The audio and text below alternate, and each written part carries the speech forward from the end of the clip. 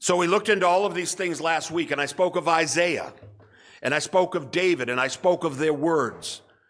Isaiah made some astoundingly specific predictions, if you recall, about Christ and about the cross.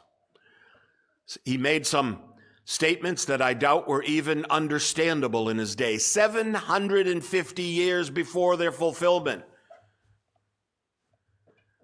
David in Psalm 22 sang the very song that would be spoken a full 1,000 years later by Christ on the cross.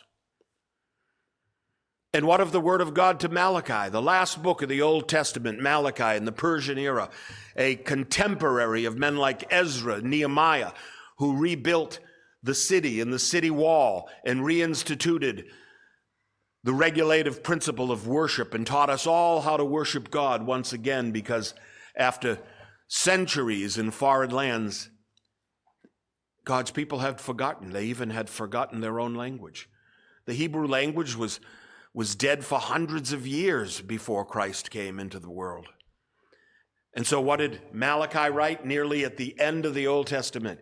He said, "Behold, I will send you Elijah the prophet." If you don't know who Elijah the prophet is, go back to 1 Kings and begin reading about Elijah and bring yourself up to date on that.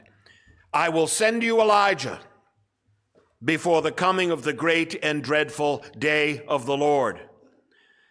And even this prophecy took 400 years to be fulfilled.